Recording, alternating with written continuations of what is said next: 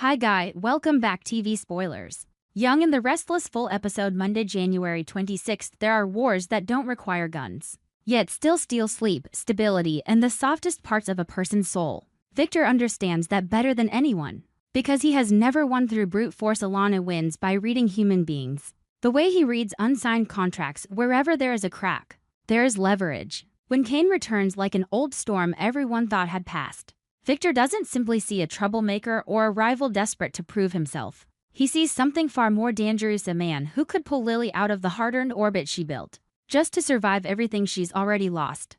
For Victor, this is no longer about romance. It is a strategic threat. And in a week when the entire city feels stretched to a breaking point, when every eye is waiting for the next Newman move, Victor decides to strike Kane where it will hurt the most. He discovers Kane's weakness, and it isn't money, power, or reputation. It is Lily. Victor watches Lily and Kane the way he watches negotiations that drag on for years because some deals never truly end, they only change shape. Lily may insist she has moved on, that she refuses to repeat old patterns, that Kane is simply a chapter she must close so she can focus on the future. But Victor doesn't believe the stories people tell themselves to breathe more easily. He believes the smallest signs, the tension in Lily's posture whenever Kane's name is spoken, the way she avoids him but can't fully detach, the way her anger sometimes sounds less like hatred and more like the ache of betrayal. Victor knows a brutal truth: complicated feelings are an open door to manipulation. Kane might fail to win Lily back with apologies and promises, but he can still stay rooted in her life through unfinished history, through guilt, through responsibility, and through the toxic hope that things could be different if she gives him one more chance. Victor sees that infection and decides it has to be cut out because he refuses to let Kane remain a variable that can derail the future Victor believes Lily deserves. In Genoa City, there are wars that don't require gunfire, yet still leave people gasping as if they've been held underwater too long because the weapons here aren't fists or bullets, but lawsuits, public perception, and psychological blows delivered with cold, deliberate precision. And Victor Newman has always understood better than anyone how to turn power into a noose that tightens slowly around an enemy's throat. The moment Victor realizes Kane is struggling, teetering in that fragile space, where a man is trying to stand upright while the past keeps yanking him backward, doesn't strike through business, money, or boardroom pressure. He chooses something deeper, uglier, and far more merciless: Kane's children. Victor knows that Kane can lose everything: his reputation, his fortune, his future, and still find a way to keep breathing. But the instant his right to be a father is threatened, Kane will break from the inside out. That is no longer a simple power play. It's a violation of the most sacred part of a person, the place where instinct overrides logic and protection becomes survival. Victor doesn't need to shout or create chaos in public to make his point. He only needs to move at the right moment and hit the right weakness. With Kane already under pressure, every step he takes becomes easier to twist into instability. Every emotional reaction becomes proof of unfitness, and Victor understands this game perfectly. He doesn't have to prove Kane is a bad father, only has to create enough doubt that other people start believing Kane might be a risk. That's where Victor's cruelty becomes almost unbearable, because he doesn't act out of emotion. He acts out of strategy. Quietly, he orders the collection of distorted information, carefully arranged fragments meant to paint Kane as unreliable, volatile, incapable. The truth stops mattering. The story becomes everything. And Victor knows exactly how to make the story spread. Kane is blindsided by this attack not because he's naive, but because it slices into a part of him he never expected Victor to weaponize so openly. Kane can prepare for corporate warfare. He can brace for threats against his money, his status, his position in town. But he cannot stay calm when his children, his identity as a father, are dragged into a power struggle. Like collateral damage, it feels like being stripped bare in front of an entire city, judged without being allowed to defend himself. At first, Kane is confused, then panicked, then consumed by a quiet, burning rage. Because he understands what Victor is truly doing. Victor doesn't just want to hurt him. Victor wants him afraid enough to lose his balance, afraid enough to react too sharply, afraid enough to become the very unstable man Victor is trying to portray. That's the most vicious trap of all. The more terrified Kane becomes, the more unstable he appears. The more desperately he fights back, the more dangerous he looks. In the first wave of fear, Kane does the only thing he can do: immediately seeks legal counsel to protect his parental rights. He knows this battle cannot be won with anger, pleading, or emotional outbursts. It must be fought with evidence, procedure, and absolute control. But control is exactly what Kane is losing. Because the thought of losing custody doesn't just scare him, it suffocates him. Sleepless nights blur his judgment. Every worry grows teeth. Every possibility becomes a nightmare. Kane begins to replay his past, as if he's building a case against himself, asking where he failed, where he slipped, what weakness Victor has found. And the more Kane thinks, the more he realizes Victor doesn't need a dramatic mistake. Victor only needs a moment of vulnerability, a single misstep, and he will turn it into a verdict. What rattles Kane most is that Victor refuses to stay in the shadows. He starts planting his doubts in the open, shaping an atmosphere where Kane's stability becomes a topic people whisper about. That public pressure carries a special kind of damage, because it forces Kane to fight not only in courtrooms and legal documents, but in the eyes of everyone he passes on the street. In Genoa City, reputation is currency, and Victor knows how to counterfeit it, how to poison it. One suggestion about a surprise custody filing, one cold implication that Kane might be unstable, and suddenly people tilt their heads in suspicion. And once suspicion spreads, it becomes more dangerous than facts. In the middle of that storm, Lily learns what Victor is attempting to strip Kane of his right to raise his children. And her reaction can't be contained inside the word concern. Lily knows Victor better than most. She knows how ruthless he can be when he believes he's handling things. She also knows Kane has been fighting to keep himself from collapsing. But more than anything, Lily feels a line has been crossed. Kane may be complicated. Kane may have hurt her. Kane may be the name tied to years of emotional chaos. But children should never become weapons. Even if Lily isn't ready to reopen the romantic door to Kane, she cannot stand still while Victor crushes him in the most brutal way possible. In that moment, Lily's choice stops being about choosing Victor or Kane. It becomes about choosing silence or conscience. Lily decides to stand beside Kane not because she needs to prove anything against Victor, but because she cannot stomach the thought of innocent lives being dragged into adult warfare. She sees a real, raw terror in Kane's terror of a father who can feel everything slipping away and sometimes seeing. That truth is enough to force a person into action. Lily knows that if she doesn't step in now, she becomes complicit. But standing with Kane also means stepping into danger because Victor does not tolerate obstacles. Lily isn't foolish. She understands the price of defying Victor can be brutal. And that knowledge makes her decision heavier, more meaningful because it isn't impulsive. It is deliberate, painful, and rooted in responsibility. Even with Lily by his side, Kane still feels cornered. Her support can't stop Victor, and it can't erase the cloud of doubt forming above Kane's head. Kane realizes this war won't only be decided in court, but in perception and how people look at him when he enters a room, in how his name is used as shorthand for chaos. This pressure does something terrifying to a person. It doesn't just attack his situation, it attacks his identity. Kane begins to sense the trap tightening, because every step he takes feels like walking on thin ice. If he shows fear, Victor wins. If he loses his temper, Victor wins. If he fights too aggressively, Victor wins. Victor wants him off balance because imbalance creates mistakes and mistakes become evidence. Kane understands he needs an ally who knows how Victor operates, and unafraid of confrontation. Someone practical enough not to be guided by sentiment. That's why Kane turns to Phyllis. It isn't a sentimental choice. It's a survival choice. Phyllis is at odds with Victor, and Kane knows that sometimes the enemy of your enemy is the only lifeline left. Kane doesn't go to her for comfort. He goes to her for strategy, for insight, for a way out of a carefully constructed nightmare. But even this alliance carries danger, because Phyllis rarely helps anyone without leaving fingerprints behind. In Genoa City, every fingerprint can become a weapon later. The legal battle ignites the way the dirtiest fights always do, quietly, efficiently. Without dramatic screaming, yet every move carries the power to destroy a life. Kane's custody future becomes unstable, hanging like a fragile thread that could snap with one sharp pull. He is forced into an impossible existence where he must stay calm even when his mind is screaming, where he must appear steady even when his heart is breaking. That is the real prison, the prison of always having to prove you deserve to be a father. Kane can't afford to collapse, because a collapsing man becomes exactly what Victor wants the world to see.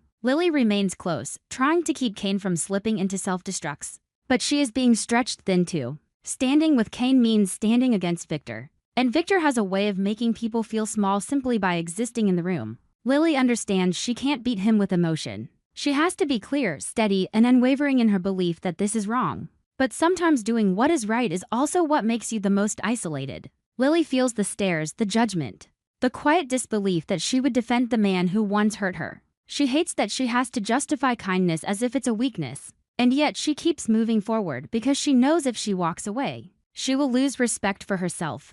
Victor, on the other side, shows no sign of hesitation. He remains the Victor Genoa City fears, composed, relentless, convinced of his own authority. The most chilling part about Victor is how easily he can turn cruelty into something that resembles necessity. He can frame it as protection, as stability, as what's best for the children. And once Victor starts speaking the language of what's best, he forces the entire city to ask whether Kane truly is stable enough. He doesn't need proof. He only needs doubt. Because doubt is a seed that grows into a forest on its own. Kane begins to realize the war is psychological as much as legal. Victor is controlling him from a distance, not with hands, but with fear. Every phone call from a lawyer, every unexpected letter, every rumor that reaches his ears hits him like an alarm bell. Kane stops living in the present. He starts living inside the worst future he can imagine.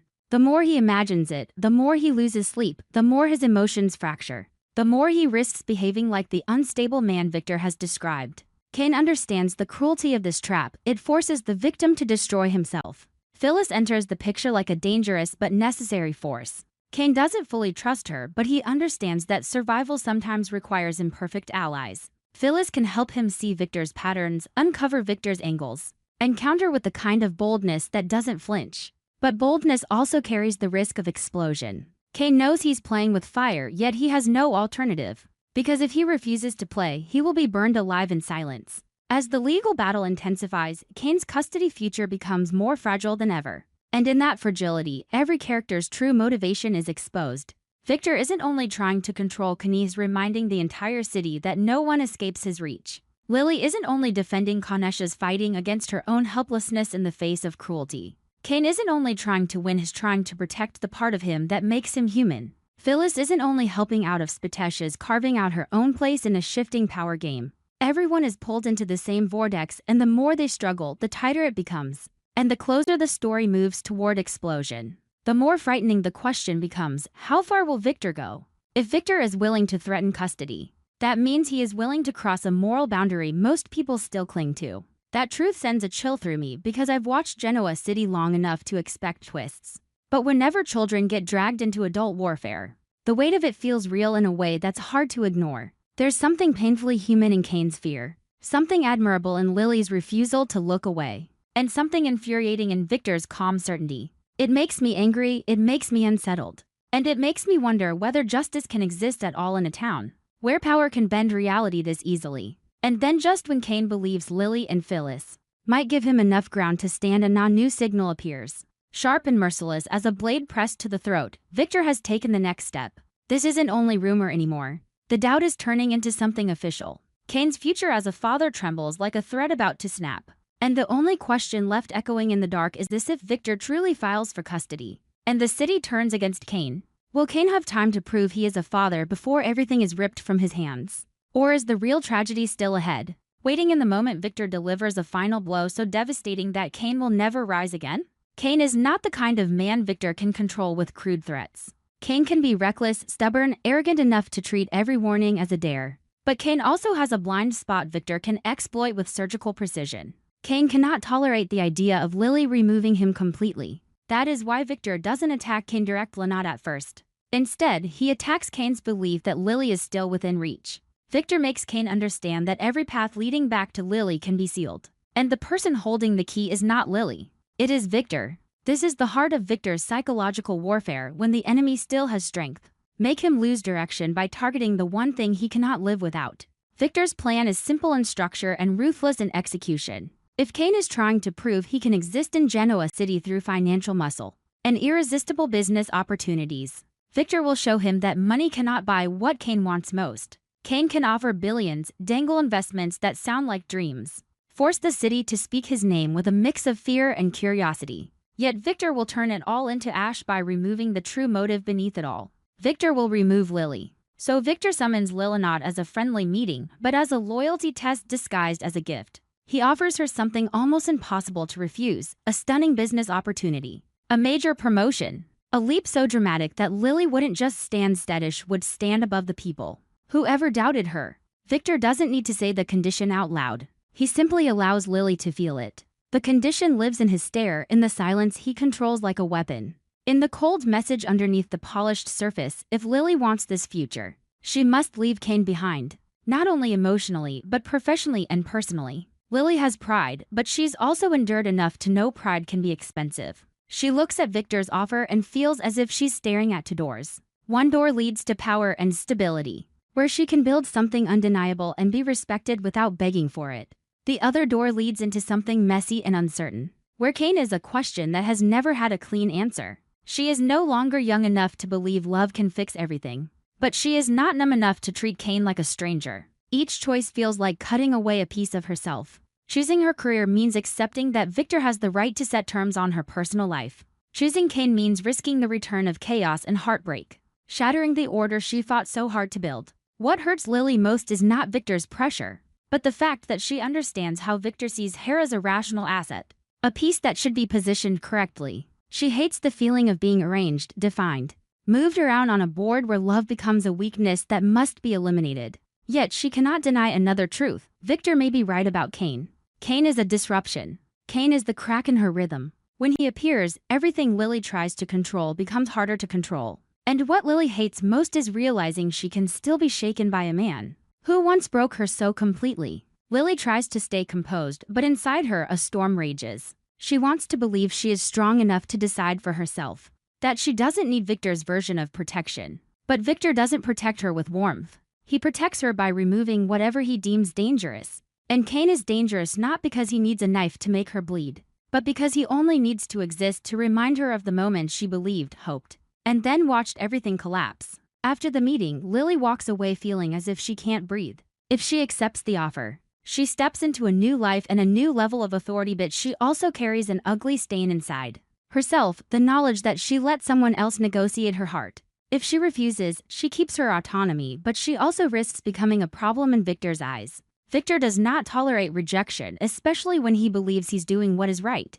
In Victor's world, right and wrong have nothing to do with morality. They have everything to do with outcomes. And the outcome he wants is simple. Kane disappears from Lily's life. Lily reaches out to Devin or Bill not because she wants them to decide for her, but because she needs someone who sees her as more than a headline or a business move. When she explains Victor's offer, the air grows heavier. Everyone understands Victor never gives anything without demanding something twice as costly in return. The more dazzling the opportunity, the more terrifying the price. Lily feels trapped inside a velvet-lined cage, soft, beautiful, and still a cage. She starts asking herself why Victor is willing to go this far. Is Victor afraid Kane could destroy some larger plan? Or does Victor genuinely believe Kane will drag Lily down? Whatever the answer, Lily still feels insulted. She doesn't want to be saved by being stripped of her right to choose. But the cruel irony is that Victor doesn't steal her choice with violence. He steals it by making one option so irresistible it becomes almost impossible to refuse. Kane, meanwhile, isn't blind. He senses a force tightening the space between him and Lily. Kane knows Victor has entered the game, and when Victor enters, the world becomes colder, dirtier, and far more dangerous. Kane tries to reach Lily, not to force reconciliation, but to understand what is happening. Because Kane knows that if Lily aligns with Victor, he loses before he even gets a chance to fight. Kane cannot stand the idea of losing Lily because another man decided it. He has made mistakes. He has hurt her. He has destroyed her trust. But Kane still believes their story should not end with a handshake and an unspoken condition inside Newman Enterprises. To Kane, that is humiliation. Not because he believes Lily belongs to him, but because he believes Lily deserves to choose for herself, not because Victor allows her to. And in that desperation, Kane reveals exactly what Victor already saw. Kane's greatest weakness is that he cannot accept a future where Lily exists without him. Lily stands between two men like she's caught between two storms. Victor is the cold storm, strategic, controlled, lethal. Kane is the hot storm, chaotic, emotional, fueled by history that refuses to die. One side offers a future with structure and clear rewards. The other offers a past that still holds her through invisible threads. And Lily begins to realize something that terrifies her. Neither man is truly asking what she wants. Victor wants her to cut Kane off. Kane wants her to resist Victor's control. But Lily simply wants to live like a human, bangable to love or not love, without paying with her career, able to work without having her private life weaponized against her. Genoa City never grants that kind of peace. Here, love always comes with an invoice. And the invoice always arrives when someone is at their weakest. The tension intensifies because the longer Lily stays silent, the more confident Victor becomes that she will choose the logical path. He believes she will thank him later. when she stands on a new summit and looks back at the disaster she almost stepped into. But Victor underestimates the one trait that separates Lily from the people he has controlled before. Lily hates being manipulated more than she fears failing. She has learned how to rise again after heartbreak, and she refuses to kneel before anyone's power games. Inside Lily, the argument becomes relentless. She remembers every step she took to rebuild herself. Every time she proved she didn't need Kane to survive. She remembers the pride she earned through struggle. The strength it took to keep walking even when it would have been easier to collapse. Then she remembers the rare moments when her heart still softened against her will. She hates that part of herself. She hates that anger doesn't erase everything. And the fact that it hasn't been erased is what exhausts her the most. Lily understands her decision will reshape all three of them. If she accepts Victor's offer, she gains power, but she loses a piece of freedom. Kane is pushed out, cut from her personal world and her professional future. Victor wins not just over Kane,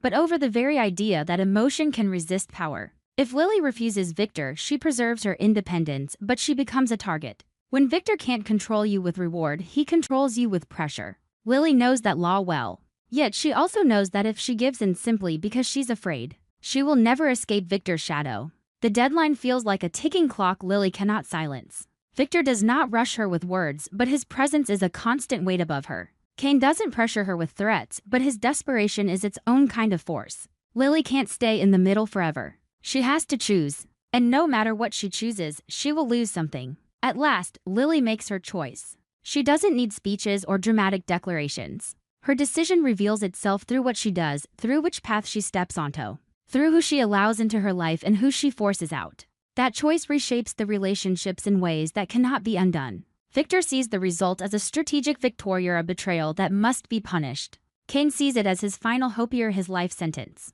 And Lily sees it as a wound she must accept to prove she is still alive, still capable of feeling, still capable of deciding. But the most terrifying part isn't the choice itself. It's the shockwave that follows. In Genoa City, every decision has consequences that don't stop at the moment you make them. If Lily accepts Victor's opportunity, she doesn't just gain a position, she steps into a war where Victor intends to crush Kane completely. If Lily turns Victor down, she doesn't just reject a promotion, she challenges a man who never forgives defiance. And Lily knows the truth, Victor never accepts losing, especially when he believes he's doing what is right. That night, Lily sits alone and faces the coldest reality of all. She may be able to cut Kane off, but she can't cut out memory. She may be able to take Victor's offer, but she can't turn her heart into stone. She may be able to resist Victor, but she isn't sure she can survive the retaliation he will unleash. And just when Lily believes the decision is finally behind her, her phone vibrates sharp, sudden, like a warning. It isn't a romantic message. It isn't reassurance. It is a short, icy notification with Victor's unmistakable tone. The next step has begun. In that instant, Lily understands something that makes her blood run cold no matter what she chose. Victor still has a way to make Kane pay, and this time, the price might be Lily herself. On our TV Spoilers channel, I always seek content inspiration for each video by compiling short video clips to analyze and offer my personal opinions. This channel specializes in analyzing, theorizing, and discussing plot points in the Young and the Restless series from the perspective of a longtime fan. Through this, viewers can gain deeper, more objective, and more interesting perspectives. Subscribe to the channel to stay updated on the latest news about the Young and the Restless series.